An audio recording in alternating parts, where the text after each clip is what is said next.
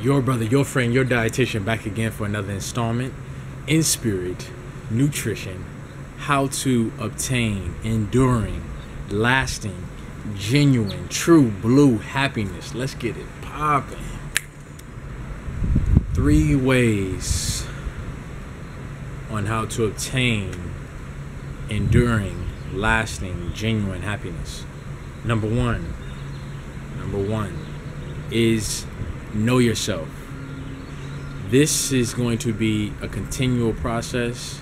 I'm continuously studying myself, learning more about myself.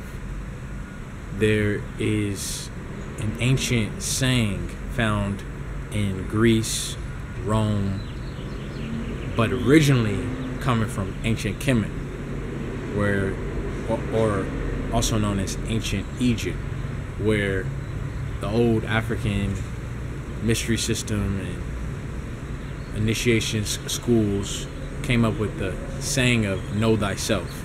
So that was always taught. If man knows himself, if woman knows herself, they can know the universe. But not to get all deep into that side.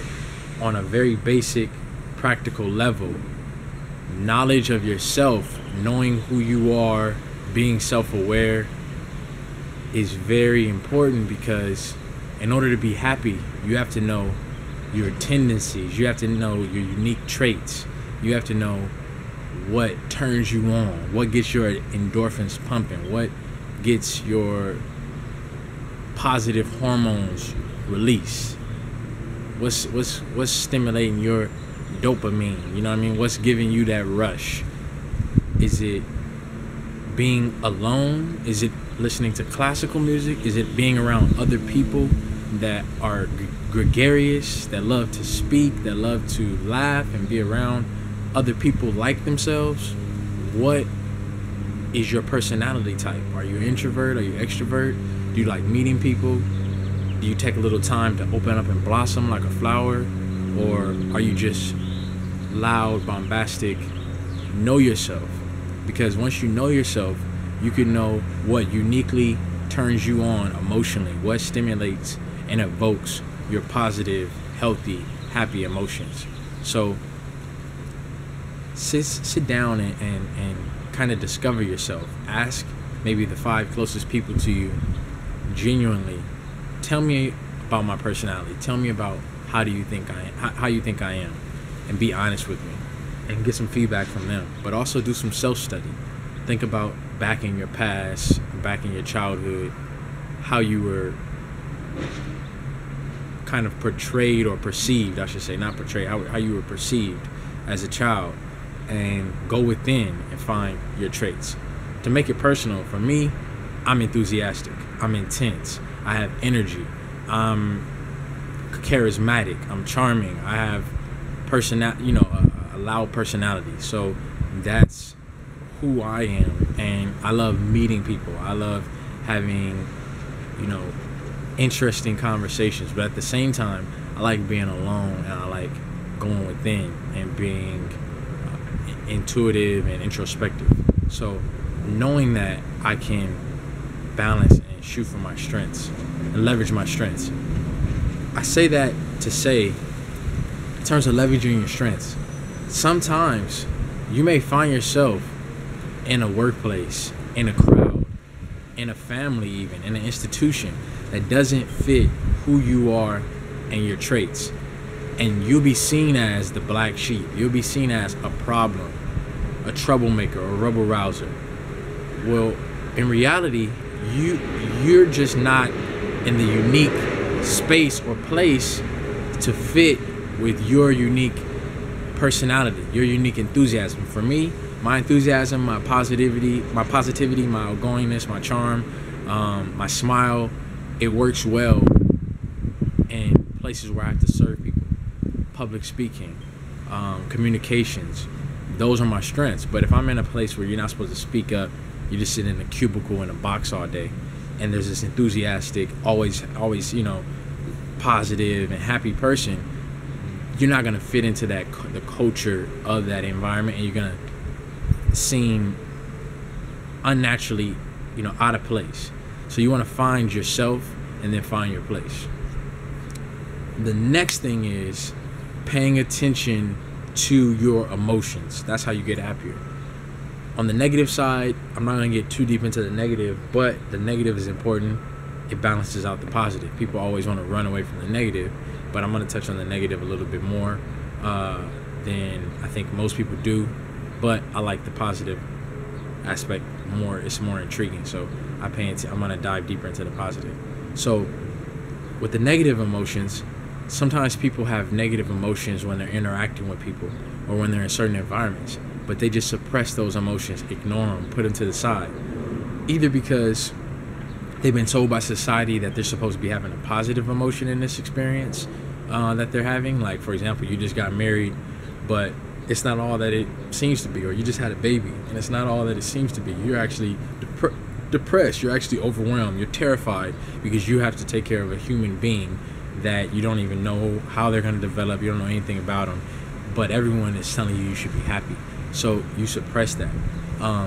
With negative emotions, if something negative is coming out of you, is being evoked, you want to analyze that situation and see what you can change about that circumstance or situation to get rid of that negative emotion. Negative emotions are signals that something needs to change. Either the way you're seeing what you're doing or what you're actually doing needs to change. So that's all I'm going to say with the negativity.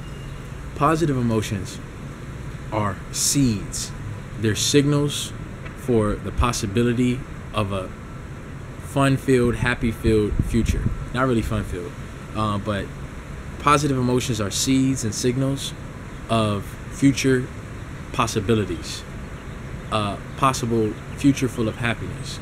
So when you have a positive emotion and you do something and it just brings you joy, sometimes you suppress it because society tells you that you shouldn't be having fun playing that band, playing in that band in your garage. You should be getting a job or going to school.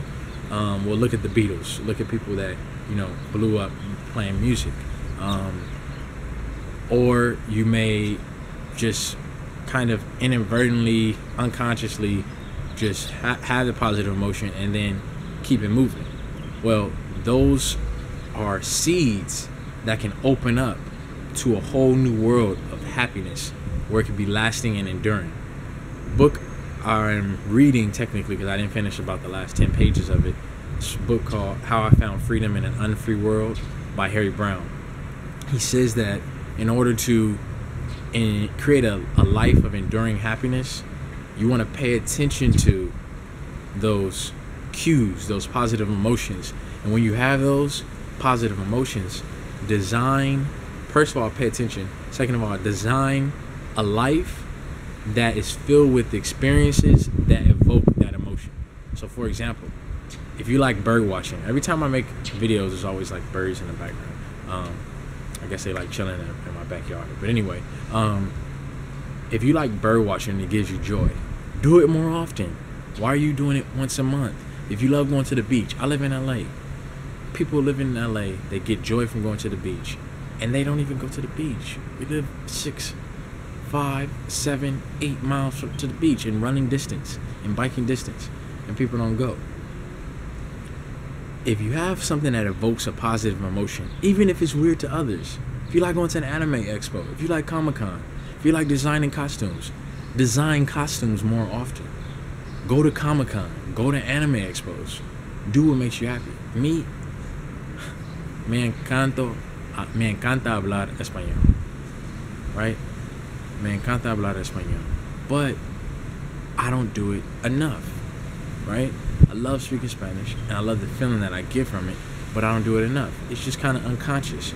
But after reading that book, I realized if I consciously set aside time to where I can meet new people, travel or speak Spanish on a weekly basis or even on a daily basis, that's going to raise my overall experience of happiness. I'm going to have more positive emotions, and more endorphins are going to be released. I'm going to be getting off. I'm going to be having just a happier life, happier existence. Also, when you're in those states of happiness and positive emotions, you're able to be more spontaneous because you're comfortable. You're in your comfort zone. Now, people always say get out of your comfort zone so you can grow. Yeah, People are so obsessed with the getting out of your comfort zone thing that they forget that sometimes we need comfort zones. We need places where we can go do salsa. We need places where we can go speak Spanish, where we can bird watch with like minds, or just alone, because you want to have a positive, happy life.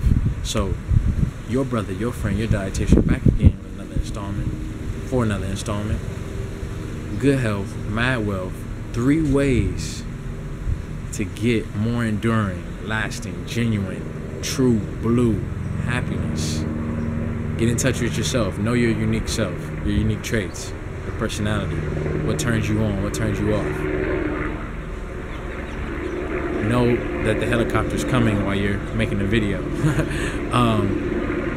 Get in touch with your emotions. Pay attention to your negative emotions and your positive emotions and respond to them. And lastly, design your life to be filled with more things, more activities, more experience, more exercises that give you more positive emotion. Your brother, your friend, your dietitian, back again for another installment. I told you I was coming back. I didn't believe me though. Bless up.